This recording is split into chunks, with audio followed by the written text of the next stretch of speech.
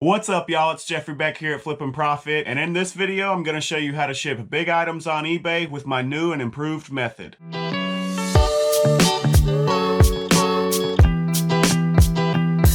So I've done plenty of shipping videos in the past, which normally consist of using small bubble wrap, big bubble wrap, and then packaging paper. Well, I've got a new material to throw in the mix that has been saving me tons of headaches on items arriving damaged and things like that. And that is these foam boards. So I'm going to show you a few examples today. We've got a VCR DVD combo player that I've got to ship out. And so usually after I wrap it with small bubbles like this, I put 2 layers of small bubbles around it.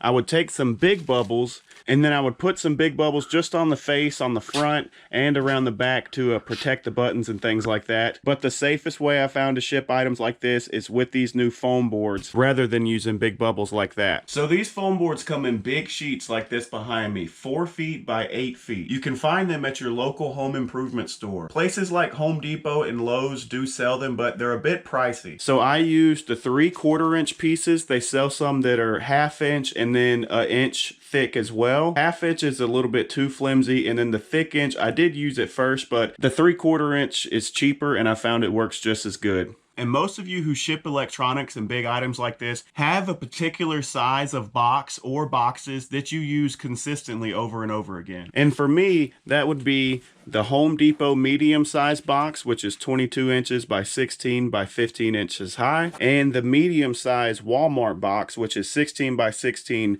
by 17 inches high. And so yes, you do need to cut that 4 by 8 foot sheet of foam board into these little squares. And so what I do is use these templates that I've made to cut out squares out of that 4 by 8 foot sheet. I found that this $10.95 US priority mail box that you can get for free is actually the perfect dimensions to fit inside the Home Depot medium size box. And then for the Walmart box, I just cut off these flaps right here and took 2 of them and taped them together. Once you've made a template for the size boxes you're going to be using, you'll just take that template and hold it up into the top corner of the sheet of foam and then use your box cutter to cut around it. You'll just score the top layer of it and then you're going to fold it and it'll break on that line and you can cut through the back layer of it. Here's another pro tip. Go ahead and make multiple cuts at one time so that you can cut the entire length of the sheet, and then it'll be easier to fold and break on that line to cut out the rest of your pieces. Now for me in my area, this one sheet cost me about $8 after tax, and I can get 12 of the 22 inch by 16 inch squares out of one sheet, which fit inside the Home Depot medium sized box. And then I use 2 of those squares for one shipment, which adds about $1.35 to the shipping cost. But I can get 18 of the 16 inch by 16 inch squares out of one sheet, which will fit inside the Walmart medium sized box.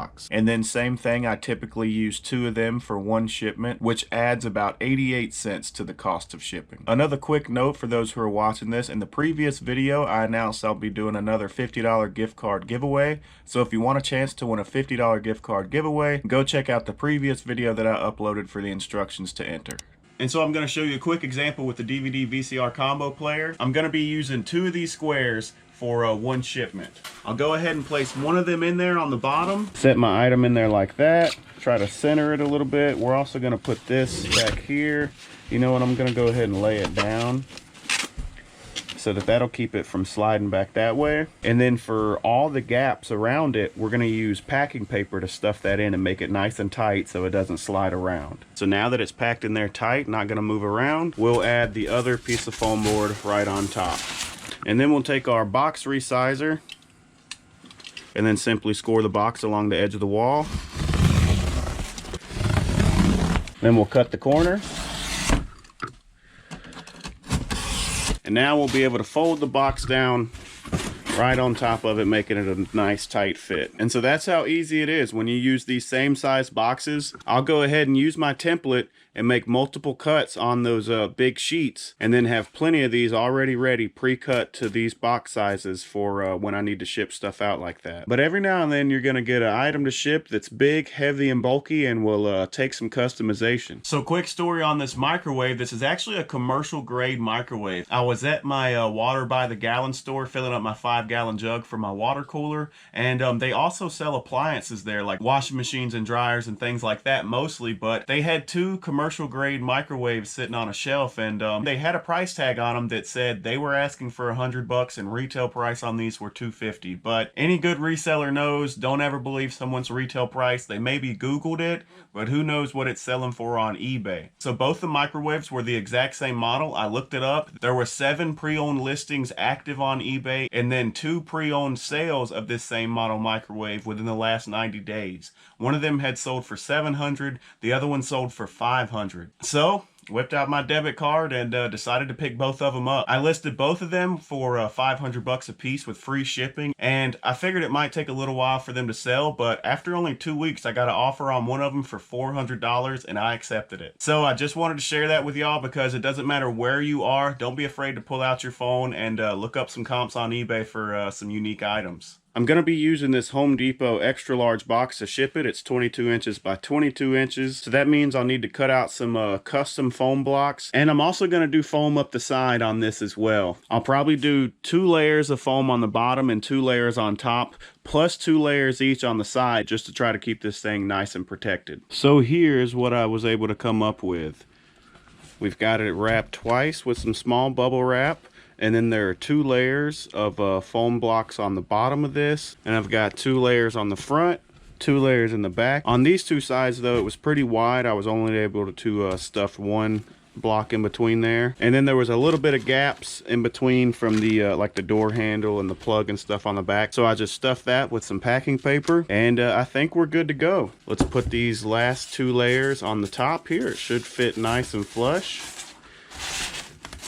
Oh yeah, and now we're gonna size down this box and make it a snug fit. And there she is, all packaged up, ready to go. It weighed out to a staggering 34 pounds and 5 ounces. The dimensions are 23 inches by 23 inches by 16 inches tall, and I'm going to be shipping it UPS ground for a total of $42.75. Not too shabby. As for the DVD VCR combo player, it weighed out at 8 pounds and 6 ounces, measuring 23 by 17 by 7, and it's going to ship FedEx ground for $11.42. So that's my new and improved method when it comes to shipping big items on eBay. Let me know down in the comments what you think about it. If you enjoyed this video, then make sure to hit that like button for me. Also consider subscribing. I really appreciate each and every one of you for continuing to watch my videos and support the channel. So until next time, keep flipping.